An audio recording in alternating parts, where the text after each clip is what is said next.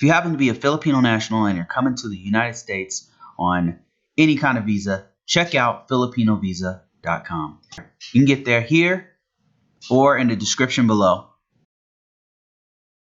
Say here. Oh, I wanted to talk to you guys about these visa bans. Let me just give you an update. I'm just going to try to stick with facts as much as possible. You can come up with any kind of conclusion you want on what you think is happening. I'm not trying to dip into any conspiracy theories. I'm kind of trying to stay away from whether it's good or bad and just tell you facts. Okay, so one thing that has recently happened, this is from whitehouse.gov. This is for immigration. This is from June 22nd. There's a proclamation to suspend entry for aliens who present a risk to the U.S. labor market following the COVID-19. So any kind of labor visas are being temporarily banned due to SARS-CoV-2, COVID-19 coronavirus.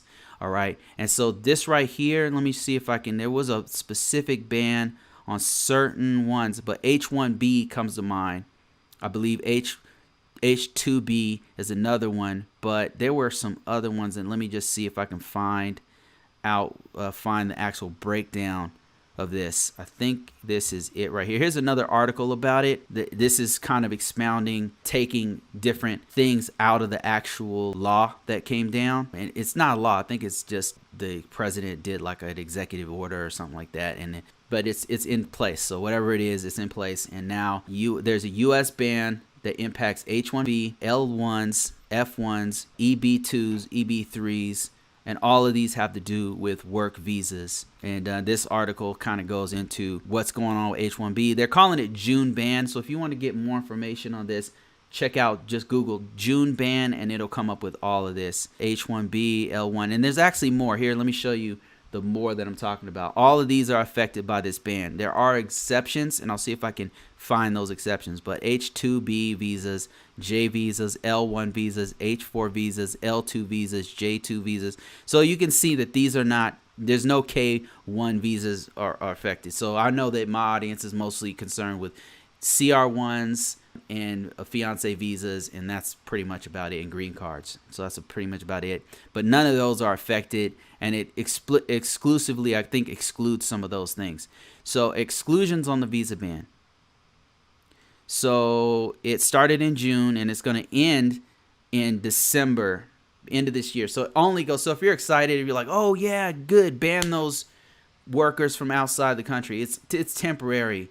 So I don't know if it was done for the purpose of helping out the elections, which are in November 2020, but I'm sure there's a political reason for it, not to try to put some kind of spin on it, but I don't see. So their reasoning, if you go to whitehouse.gov, is the reasoning behind it. If you read through this, they're basically saying, look, we need to save American jobs, and so therefore we're going to eliminate this whole labor market that's coming from overseas. And you might be thinking to yourself, well, yeah, that makes sense. Only thing is, this is not going to help the labor market for these jobs. It's just not. But that's the idea behind it, is that it's gonna suddenly have a flood of Americans' first jobs, and they're gonna fill all these spots and stuff. But thing is, Americans are not interested in these jobs. And in a lot of cases, that's the reason why they have to seek outside help. It's not always about cheaper labor. It's sometimes about, we just don't have the people don't do math here. Like, people are not in the science. People are not in the engineering. It's just, I'm just telling you the truth. And I know, because I've been doing this for 20 years. So I am in STEM, and Americans are not interested in science for whatever reason, not like other countries are. And so that's why a lot of the innovations, I don't know if you've noticed, but a lot of innovations come from either immigrants, the children of immigrants. So they're the ones who are interested in actually doing STEM and doing research and doing that boring stuff that y'all don't want to do. So that's just my 2 cents, keeping it factual. But here's another one that was banned. If you type in StudentBan, here's another one. This is very recent. And let me just sum it up for you. What's happened is, with COVID-19, some schools, Harvard and some of the other ones are Stanford, some of the state colleges, whatever. They're saying, okay, how can we keep our students and faculty safe? So like, okay, well, we'll just go online.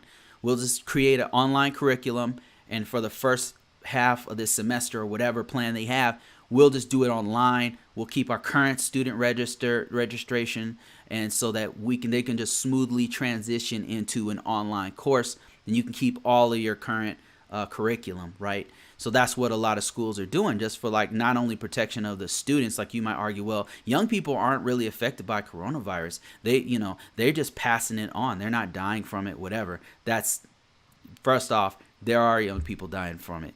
Number one. Number two, we don't really know everything about it. That's another issue.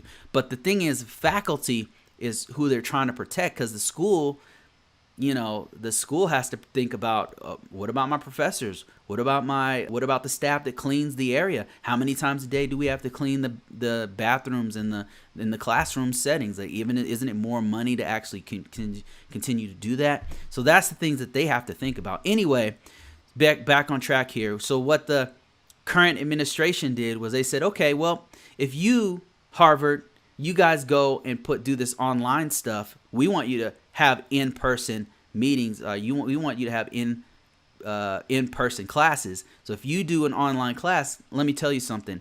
All of your foreign students, they either have to transfer to another school that is gonna do not gonna do online, or they need to leave the country. That's the student ban right there. So the ICE, which is under Department of Homeland Security, is implementing that. So if you're a foreign student with an F1 or M1 visa, number one, you either need to go back to your home country, or you need to re-register to another school that doesn't do online school. Why are they doing it? I don't know. I'm not sure why.